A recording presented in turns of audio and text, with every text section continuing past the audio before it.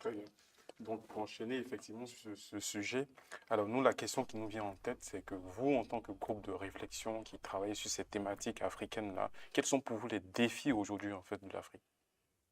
Les défis sont nombreux, on le sait tous, dans pratiquement tous les secteurs. Ma propre expérience, mon propre regard sur tout ça m'a mené à comprendre que le problème est un système. C'est le système qu'il faut changer. Mais au cœur de ce système, il y a des éléments majeurs, au rang desquels j'ai mis l'estime de soi. Et depuis 2 ans, j'en fais la promotion. Pourquoi? Parce que je suis arrivé à la conclusion que l'éducation, certes, est donnée en Afrique, mais il manque un élément important de cette éducation, dans cette éducation, c'est l'estime de soi. Pour ceux qui ont été déjà sur le continent africain, il suffit que quelqu'un soit pétri de talent, il ait au moins entendu une fois, tu n'es pas fait pour ici. Ça veut dire que ce qui est bon dans notre esprit n'est même pas africain. Je vais essayer d'aller dans un langage terre à terre pour permettre à tous ceux qui nous suivent de comprendre ce que je veux dire.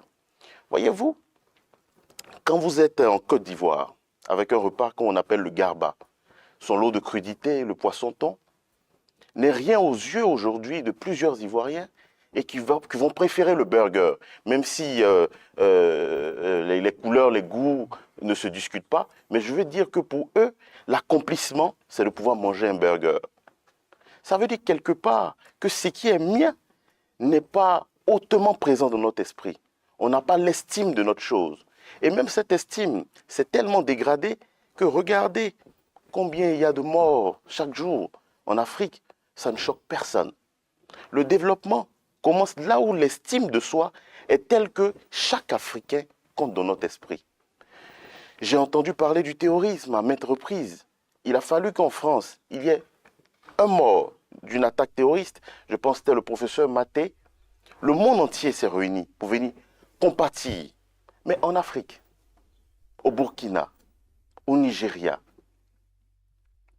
au Congo, chaque jour, on a des dizaines de morts. Mais est-ce que les propres Africains même s'indignent de cette situation? On a fini par accepter que la mort d'un Africain, c'est une évidence. Voici pourquoi je dis au cœur de notre éducation, nous devons avoir cette estime de soi. Dire aux Africains que le meilleur n'est pas ailleurs et que le meilleur se trouve chez nous. Et que c'est par la conjugaison de nos efforts que nous allons finir par développer ce continent. Et tant que ce continent n'est pas respecté, aucun Africain partout dans le monde où il se trouve ne sera accepté à sa juste valeur. Merci pour votre réponse. Ça me fait rappeler en plus ce que vous venez de dire.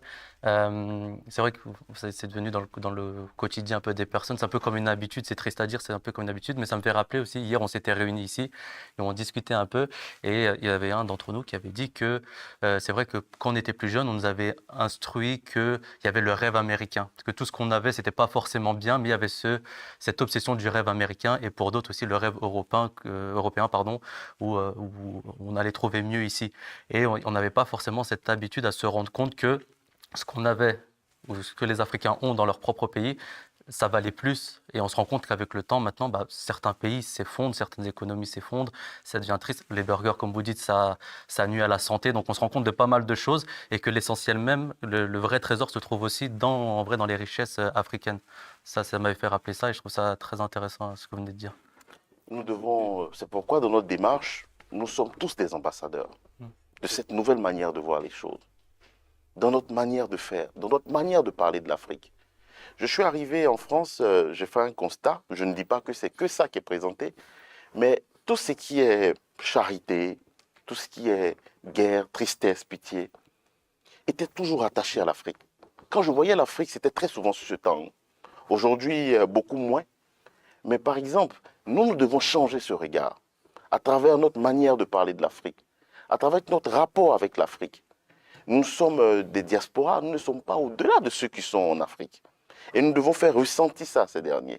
Beaucoup de personnes me disaient qu'elles n'arrivent pas à mener des affaires avec les locaux, comme on aime les appeler, mais parce que quand on arrive, on a déjà au fond de nous cet esprit de supériorité, en se disant que nous avons eu la chance de sortir, et parce qu'on a connu l'Europe, parce qu'on a connu l'Amérique, on est au-delà de ces personnes-là, on est au-dessus d'elles.